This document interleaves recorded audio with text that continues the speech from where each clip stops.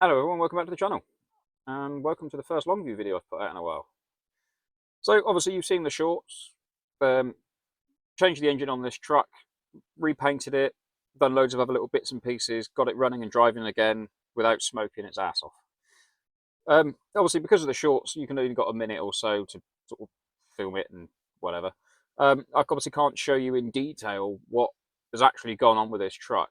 So there's things that I've missed, things I haven't been able to talk about in the video. It's just sort of there it is. That's what I've done. Wait a week and move on to the next video.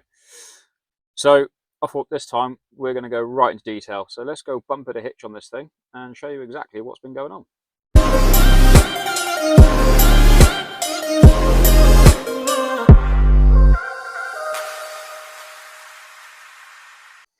So I thought we'll start with the outside.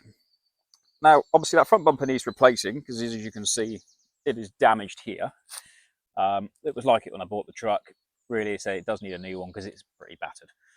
So we started obviously off painting the front of this truck, well, the bumper when the cab was off, due to just basically to see what the colour was like, because I have no idea what it was really going to come out with. Like, it's always the same when you buy paint off eBay, you're never really going to know what to expect when it comes out.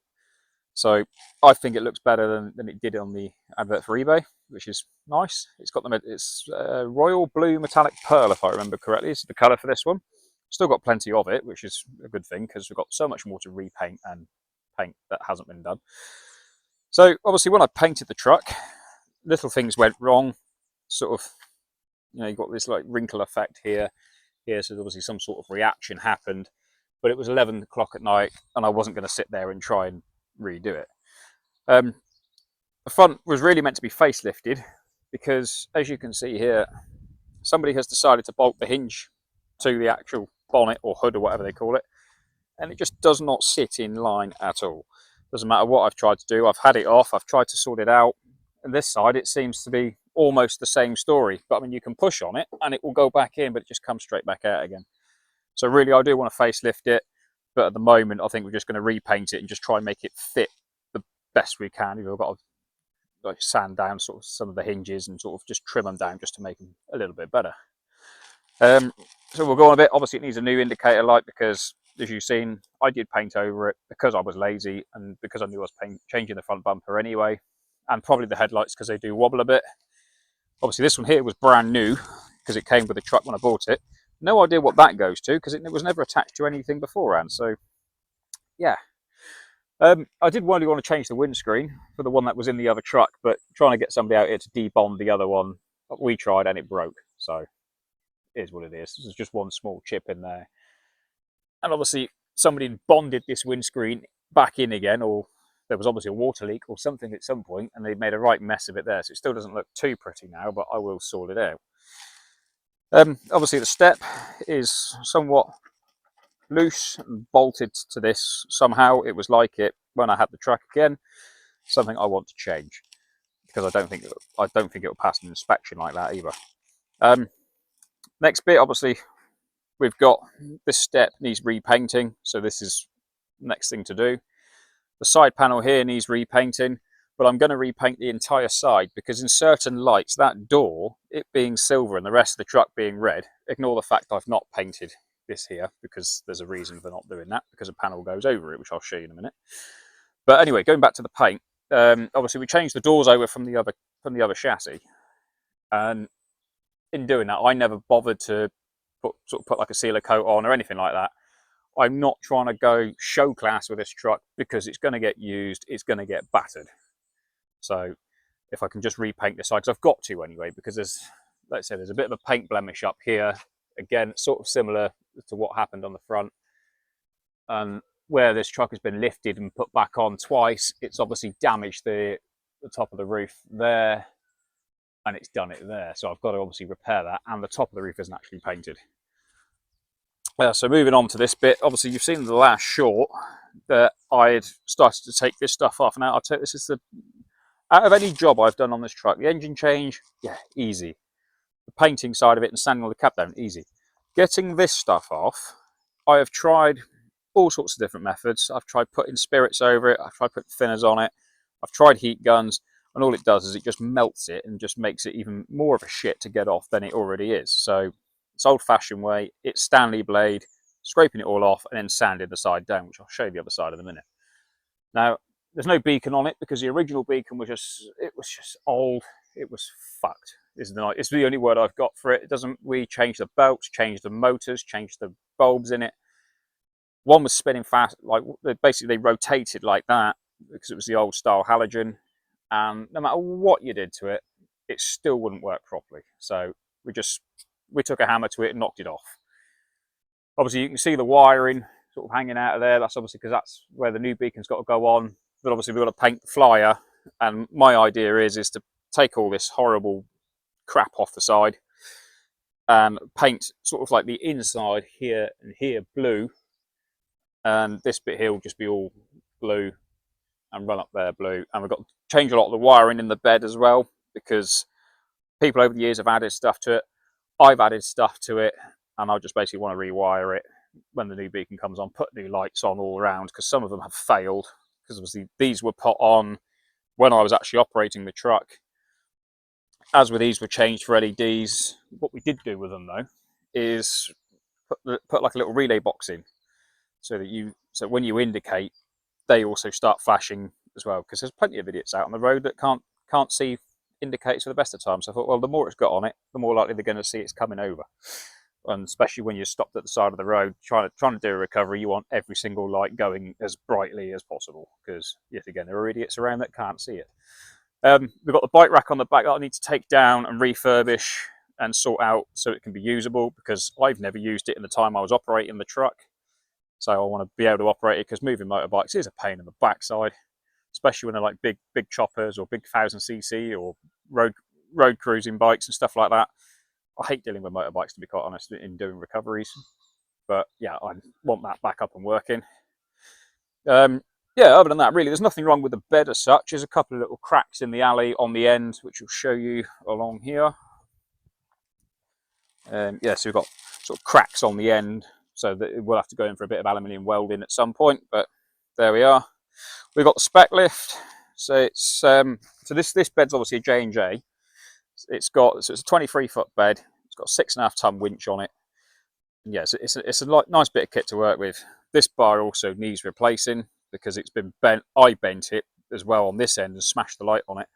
One, because the light was illegal, and two, I needed to move the spare parts truck before we started doing the engine change. And I just thought, well, there's only one way to move it, and I stuck it in reverse and decided to use this as a battering ram, because I knew it was all being replaced anyway. I didn't really care.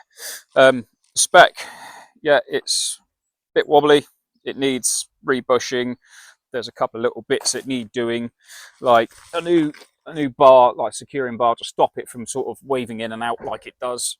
That needs changing. Like I said, the centre pin needs changing and the bushing needs doing. They are a pain in the arse on these specs. Anyone who's watching this and has operated one of these will know exactly what I'm on about. Yes, obviously you've got your valve block here. I really want to change this for a Lodar system so that I'm just on buttons and I can wind the bed backwards and forwards as I want to, tilt and slide it, because it's not an SLA bed, so it doesn't drop, so it doesn't fully demount like some of them do. Yeah, so obviously I can't even use the winch remote, because I'm guessing this is something to do with it. I've never had it working in the entire time I've had it. I've just had to do everything on levers, which is a pain in the ass, especially when it's piss wet cold and you're on your own trying to move a vehicle and you're having to mess around back and to and fro from the car, or you have to have somebody else with you to do it, which the purpose of this truck is that you can do it on your own. So we've got airbags underneath there. They need changing because we know that this one is leaking ever so slightly, and it just looks perished and horrible. And it's got worse, obviously, because we've been sat here doing an engine change, which isn't ideal. What else are we going to do? Oh yeah, so all the working lights obviously going to get upgraded as well, because we've got these halogen things and they're just dim. And when you're trying to see what you're doing at night, especially like say when it's raining, you want half decent lighting. So we'll walk around the other side and show you what's going on around here. Oh, whilst we're here, so all the wiring, we've got to go through all this again, because there's a couple of things that still aren't working, because we've got an ABS and an air suspension issue. We've changed the ABS modules. We've changed the air suspension modules. They are working because certain diagnostics do get into them, but it's showing every fault. There's just everything's wrong with it when we know there's not. So there's something not going on quite right. We have got a wire chopped here. We have got wiring schematics. They are sort of, I don't know if you can see very well if the camera will pick it up, but they are all numbered. We've just got to go through it. But yet again, because different people have owned it over the years before I have, things have been done to the truck that you just don't know what's been done. So this piece here needs changing. So this is the foot brake valve. Now, me being me, when I took this truck apart, I managed to break it. So at the moment, it's glued in there. And obviously you can see it's cable tied up to stop it from blowing off. It's only just so we can move it around. We can perform numerous tests on it, build the air pressure up, rah-de-rah-de-rah. We can move it around the property. That's obviously, yeah, so that's got to be changed. But what we are going to do is once we've got that piece, we're going to strip all this out again, label it all, take it all apart, take the photos, all the usual crap that goes with it. We've got to change the heater matrix box because there's something wrong with the heaters. 1 minute they'll work, the next minute they won't. It's a common problem on these Midlands and DAFs, so that's got to be changed. Luckily we've got the one that came out of the parts truck because it was brand new, so we may as well swap it, but we've got to take all this out. We've got to drain all the coolant anyway. I want to put new expansion bottle in because this one's just looks horrible, and obviously this one is broken. You can see just how well I masked everything up, but when you know you're replacing most of it and painting in here anyway, who cares? So we'll shut that down. Yeah, oh yeah, so obviously you can see here that something's a bit fooky because this is the worst sort of, the hinge that's broken the most. This one here, I think it just needs adjusting, but then again, say who knows, we've got to take it all off and have a look. So we'll shut that down. But yeah, so that's down that side. Oh, this mirror's, obviously both mirrors have got to be changed because the mirror arms have actually broken, which isn't ideal. Oh yeah, it's also broke there as well. So I have got some new ones. I'm just not putting them on yet until I've completely finished all the paint work. It's probably one of the last things that will go on. Oh, steps have obviously got to be changed because we've got a missing top one. We have got it somewhere, but it wasn't in the best of conditions. So we have got somewhere over there is the replacement for it. Yeah, what else is there on this? Yeah, so basically it's just finishing up paintwork, putting everything back on again. Obviously all the battery box and everything got rewired because when I was operating the truck, somebody had bodged it. So luckily the other truck came with a manual isolator because this one had an automatic one on it, and it was forever playing havoc and was forever burning terminals out on batteries, killing the batteries, you name it. It was just basically a fire risk. So we managed to change it all off the other truck, and since then we've had no problems, which is good. Oh yeah, APU got changed. So did the air dryer because for some reason this was just dumping air out.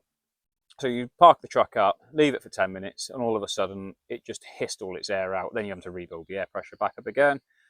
So it got changed because it looked nearly new compared to the one that was originally on it. Obviously I've got to take it all off and just sort everything out. But obviously when this comes off, because we're going to re-underseal all the chassis and everything, make it look a bit better. So we'll go around the other side, which is probably its worst side. Now the paintwork, because like I said, because I did it at 11 o'clock at night and just kind of rushed it through, it hasn't come out the best. But again, like I said, not going for show truck. But you can't, I don't know if the camera will pick it up very well, but it is, yeah, that's only just been done with 2,500 grit sandpaper just to make it look a bit better than the orange peel effect that it did have. Joys of also spraying it outside with an electric spray gun. Yeah, so this is the damage to the other side. It's probably been seen in a short where the high ab did lift it. And unfortunately, when we tried to reconnect the steering column to the steering box, the cab did shift over towards us. So as it was being lifted on, so if you'd imagine it, the whole cab has had to be tilted down to put the, so you've got down here, you've got a bolt that goes through there for your main cab mount, which hasn't been done up yet, but I am due to do it up. And the other one here, but you had to have it down at an angle. And obviously, because you've got hydraulic rams that you pump, you've got a little box that you sort of put the jack handle in and pump it, which I will do in a minute. And you'll see what I mean by it had to be down at an angle. But obviously, it slipped and damaged the top of the cab. But we kind of knew something like that was going to happen. These things happen when you're doing this kind of thing. It's not a lot to get up there and repair it. Luckily, I can get at it from the inside. Now, obviously, the step here, This wasn't a repair done by me. Yet again, it was done by the previous company, as you can see, or one of the previous companies that owned it. It's just annihilated. And the minute you stand on it, you get that. So I've got a replacement, which is sat over here, which looks in a damn sight better condition. And the one that's on it, I've just yet again got to paint it. These are the panels that have got to be painted, that have got to go back sort of in the middle here. So we're going to sort them out, we'll get them painted and get that back on. But I'm going to paint all of those bits, so both side steps, the little centerpieces. The roof section is going to get repainted. So basically from this body line, my fingers on here, is going to get repainted from there up, and obviously do the roof, because the roof is still red. And yet again, we've got a broken mirror arm. Rusty old bit of crap.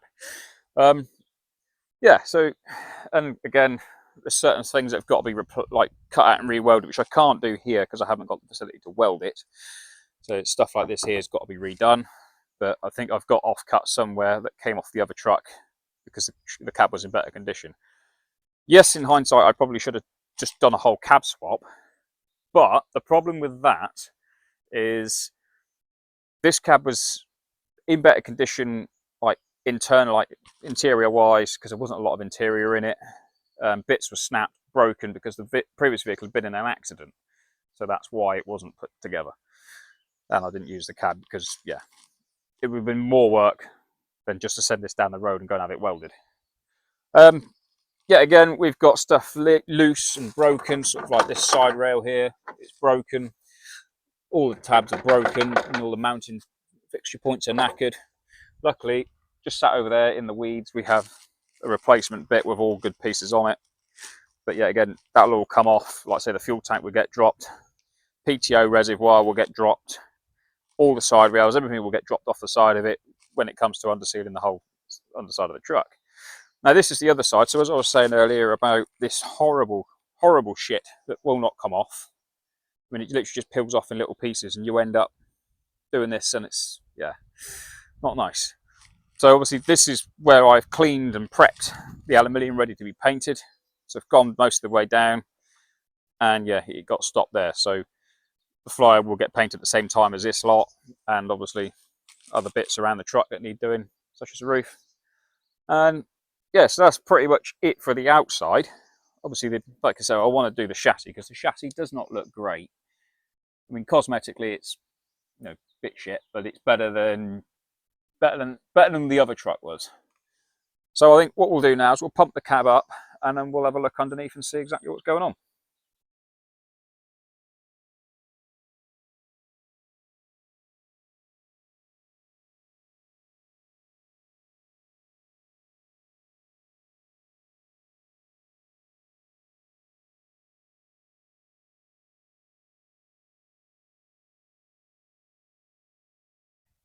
All right, so after that upheaval of tipping the cab up, I haven't tipped it up all the way, so I won't be getting right underneath it. There's the roof, obviously clearly not painted yet, which obviously still needs doing. So that's going to be the job, well, our next job. Let's go and have a look at where the magic has happened. So here's the engine. Well, the new one anyway, or new second-handish one.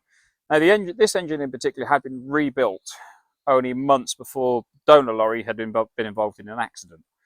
So I won't go into the details of what happened to it, but an accident happened and that truck was the victim of it. So obviously we salvaged the engine and the gearbox. So the original engine was smoking out of its breather. So basically it was getting piston ring blow by. Weirdly, it wasn't using oil, which is really, really strange. But if you're a cyclist or you were behind it, you really didn't want to be behind it. Much as it was fun to smoke a cyclist out, it still wasn't right. So that's why we've dumped this new engine in it. So, like I say, it was completely rebuilt. We've got proof and everything. We've got different pictures, numerous pictures of the engine being rebuilt. So I just gave it a fresh coat of paint, made it look a bit better, and chucked it in. Now, obviously, I'd never heard the engine run before, so this was a big risk. So, you know, I'd note because the ECUs weren't on the truck, there wasn't enough wiring in there to even try and start the thing. So we basically put it in blind. We knew it turned over by hand, and that was as far as it went. So it wasn't until I took the cam cover off, because in one of the shorts, as you'll probably remember if you've been following all the shorts, But one of the injector wires, so I think it was that injector over there, one of the posts off the top of the injectors have broken off. Like I say, I haven't got it here to hand to show you. I think it got chucked when the scrap lorry came and took all the rest of the parts away. But if you go back to one of the shorts, you'll see it. Yeah, so obviously when I took the cam cover off, realised that you could literally eat your dinner off the inside of that engine. Unlike the other one that was just, it was like half a mil thick in grease and black, and it was, yeah, the engine was fucked, basically. It wasn't worth trying to save it. It would have cost me more to have rebuilt that engine than it would have been just to have just chucked another one in. Yeah, again, obviously I'll go through the numbers of how much this has all cost, and you'll see why the method behind the madness was undertaken. Now, obviously, I said earlier about bits of rust and stuff. This side isn't too bad on this component, but we'll go around the other side in a minute. Obviously, when I was operating it, we realised that there was a lot of rust and stuff underneath it. So, as you can see by the Schultzing, I actually had this side of the step rebuilt from scratch. So all that was done. There's just bits of like crusty areas, like here, for example. As you can see, there you go. There's a nice fresh hole there that's got to be rebuilt. Yeah, as you can see, it's coming off in slabs. So obviously all this section will get rebuilt at some point. I'll keep poking holes in it. Why not? But yeah, so obviously this is why we decided to keep this cab over the other one, is because this one was, wow, that's a lot of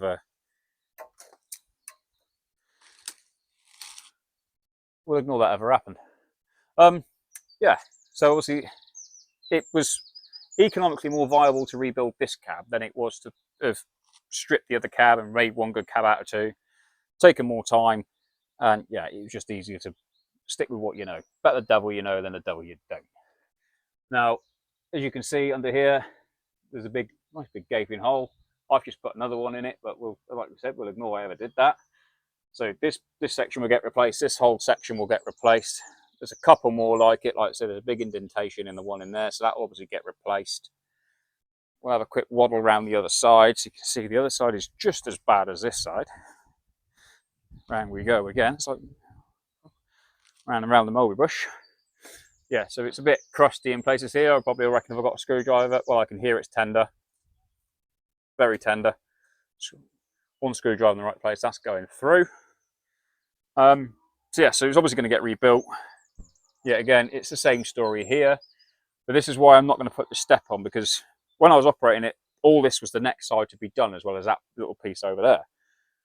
But then obviously the engine got worse and worse and worse, so it wasn't worth trying to keep operating it like that, because I didn't fancy the fines for excessive smoke and unsafe vehicle. So that's why it came off the road.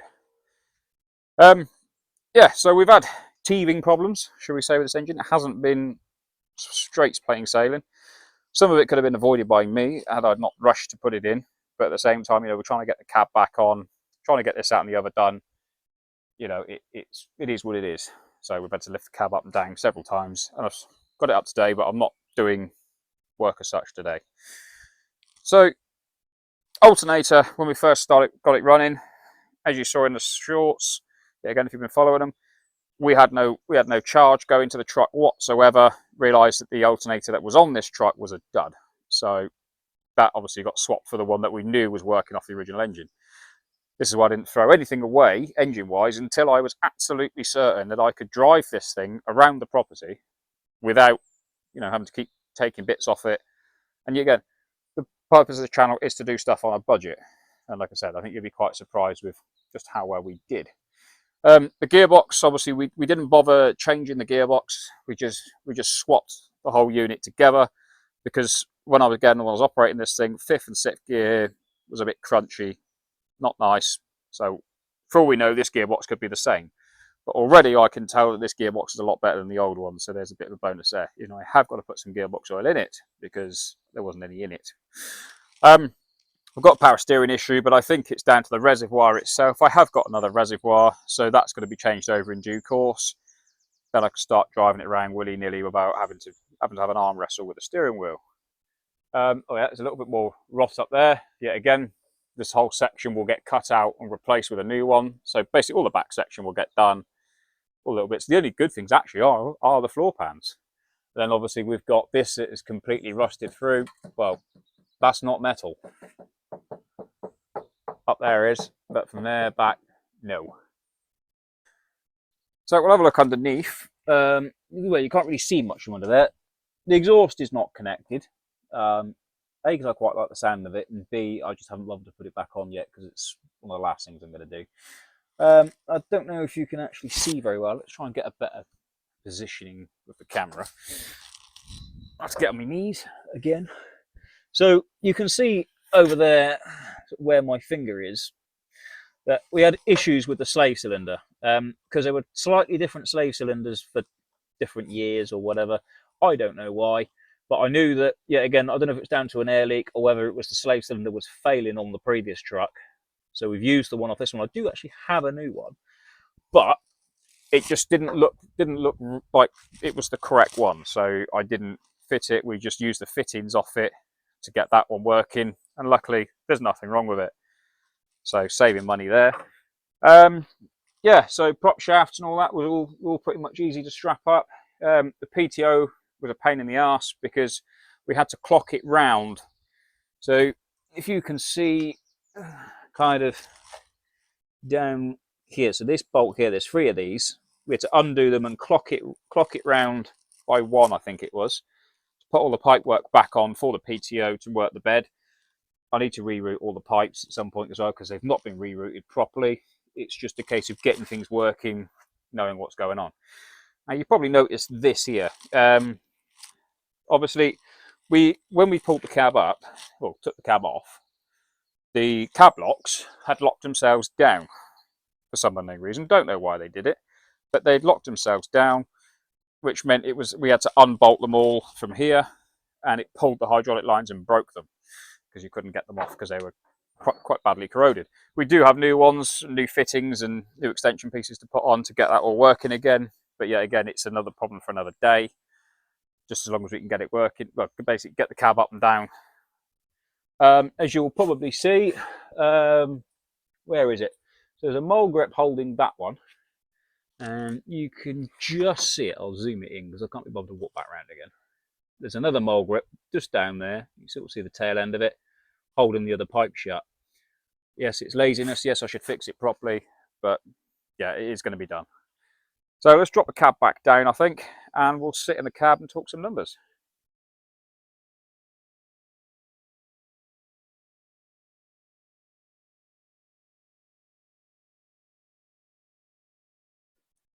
So there we have it.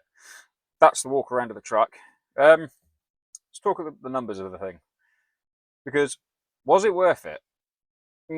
Financially, kind of on the edge. So obviously I bought the truck, running and driving, just about, with some MOT on it, about 8-9 months. So I paid £9.5 for it. It hasn't earned its money back so far because of obviously engine issues, other issues with it. So obviously I spent around about £1,200 on little bits just to keep it going for the couple of months that it was on the road. Then obviously the engine got worse. We found the rot on the cab, so I ended up spending another grand on an engine, which wasn't the right one. But luckily it managed to harvest plenty of spare parts off it, so it wasn't that bad. So I probably spent 250 quid having that one step re-welded back up and undersealed and all the rest of it and treated. So that was 250 there. And then it just got to a point where it was becoming dangerous to drive it because of the smoke. Obviously the ABS failed on it, air suspension failed on it. So I was, forever having to lift the vehicle up manually with the remote. And yeah, it just got to that point where I was going to get severely done if I carried on driving it like it was. So we took it off the road, safest thing to do, especially when it's a 7.5 ton truck, empty. Something goes wrong with brakes, with suspension, or something like that. It's going to be a pig to stop the thing, or if anything goes wrong with it, and then there's the recovery cost if it goes wrong. If you've got to go and have it recovered from halfway up the country or even locally, it's going to cost a fortune. So obviously, the engine arrived. That was the wrong one. So we're kind of iffing and ahhing what to do. By then, like I said, I was 9.5, 10.5, 11, yeah, 11.7. I was into it by then. So I was like, well, what do I do? Because unfortunately, I did take a bit of a loan out. And yeah, that's not counting the interest on the loan. I'm not going into that. Um, yeah, so I sort of hunted around for, because it's an older truck, it's the DCI, not the DXI. So the engines are a bit harder to get hold of for this thing. Luckily, a company up near Bristol had an engine for it. I went up there originally, wanted about 1,500 quid. And I said to him, I said, all right. I said, well, how much for the rest of the truck? Because it was still in the lorry. And I knew, just looking around the truck, that I was going to be able to more than harvest enough bits for mine to fix it. And yeah, so it was one of those situations where, do I just buy the engine, do I buy the truck? So of course, as you've seen, I bought the whole truck. So including delivery of that was just over 2.2. So yeah, another 2,200 quid into it. And then obviously you've seen through the shorts that it's had an engine replacement, it's had a gearbox replacement, we've replaced loads of other parts, body panels, bits of interior pieces, exterior pieces, even bits like airlines and bolts that weren't in this when I had it. So, it's one of those things where it was worth doing. Unfortunately, they took the mirrors off before it turned up, so which was a bit of a pain because I could have done with the mirrors, but there we are. So yeah, then I've spent another probably about 700 quid on miscellaneous parts, like oil, like hydraulic oil to retop up the PTO. Obviously, when that had to be disconnected, the hydraulics for the tilt for the cab, just, little bits like that. Paint to paint the truck. So I'm gonna say about another 700 quid in, probably a little bit more, probably a little bit less. I'm not entirely sure. I've not been keeping too much of a record. So I'm nearly in it for 14,700 quid.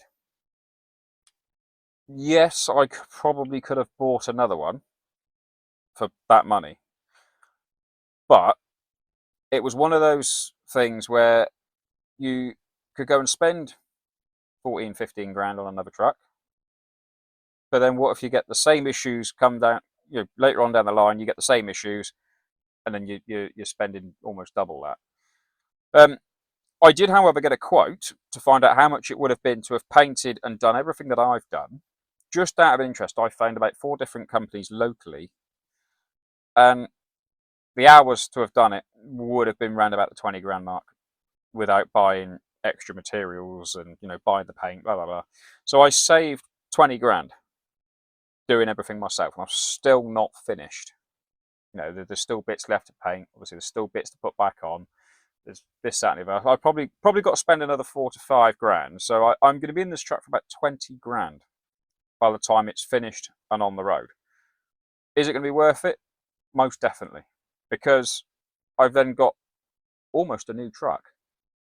Because before the truck came off the road, I had started buying stuff, which obviously that was included in that £1,200 bits before it came off the road, like discs, pads, kingpins, slave cylinders, air control valves, suspension height things, trying to cure the faults. Different modulators were purchased, new batteries. So yeah, I know that most of the stuff's been replaced, and I know, that I shouldn't have problems with those bits for quite some time. But yeah, so I'm still nowhere near the finish line with it. Yes, I'll say I'm going to be probably totaling, like I said, 20 grand in.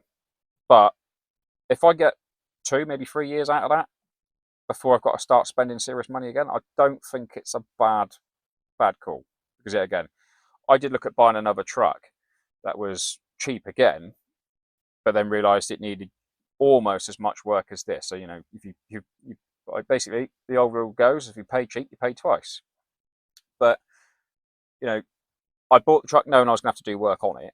That was kind of a given at that. At 9.5 grand, when you drive it away, you're like, okay, what's going to be wrong with it? Yeah, but the big help had been on this was buying the other truck, because without it, this truck would be nowhere near close to completion as it would have been, and I probably would have been into it thousands more. I mean, you take the air dryer and the air processor unit into it, that's probably 3 to 4 grand just there alone before you start thinking about anything else. And you know, like even silly little bits like the seat I'm sat on, the seat base, silly little things like that that could have cost a couple of £100. All right, it probably wasn't necessary as such, but it's made the truck so much better. Just little things. But yeah, before we end, I am going to actually start doing more long view videos, not on this truck, but you probably noticed in the background there's a Range Rover sat there, and you notice that the 7 Series is there. The blue 7 Series has changed hands. Just a little briefing over that one. So that one's changed hands. So it will still be on the channel, but we probably won't do as much filming with it. We probably just do shorts like we've done with this truck. Oh, just purely because it's changed owners, and obviously that owner comes down, does a fair amount of work on it when I'm not here. So there's no point in him trying to film it and all the rest of it. So yeah. Yeah, because where do we leave off with that? Because it is open. So let's go and have a look. So here it is sat on the trailer. You actually see a lorry battery there, just giving that a bit of an extra boost. It has been, we have had it running today. So yeah, so we had driver's door lock issues. He's been along, fixed that. Still got to put some of the dash back together. We've got all loads of new bits. We've raided my parts bin. The back window has been put back together and it works properly. As far as I'm aware, I haven't got the key for it, so I don't know what's what. Yes, obviously the dash has still got to go back together because there's still issues there with the heaters as we had. I'm going to paint this car. Let's just zoom that out a little bit bigger. So yeah, I'm going to paint this car probably later on this summer because, as we know, the paint work was just shockingly shit. But we're actually going to paint it the same colour as the lorry. In here, we've got issues with the wipers because they are renowned for the relays rotting out. Yeah, you can probably try and hold it open, but you can probably see just down there, zoom it in enough, we've got a relay that's rotted, and there's a couple of others that have rotted as well. So yeah, so that's all will be done. Other than that, there isn't a lot to do engine wise. Yeah, just mainly body and stuff, but it won't get done until later on in the year. The van will ignore that, has nothing to do with me. Yeah, so then there's this thing. So obviously one of my last long view videos, I had one of these in. You know, we did a little road trip to Wales, picked some bits up like a subframe for it. Was going to do the video on the subframe, but yeah, that never happened. So this one we got really cheap. It's only done 115,000 or 116,000. I haven't driven it for a little while to know. Yeah, so obviously because of my business, we needed one of these little things to go around and pull all the crap out. Probably one of the long view videos is going to be down here.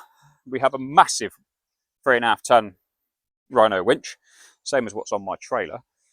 And yeah, so we're going to be wiring all that in, mounting that to the front of the car, which means cutting the bumper, hence the reason there's a spare bumper over there. And yeah, just trying to get it all tidied up, ready for action, basically. So there you have it. I know it's been a video just waffling absolute crap for God knows how long. But yeah, it's just more of an update. Obviously, like I said earlier on in the video, trying to do it through shorts is nigh on impossible, especially to go into like big detail.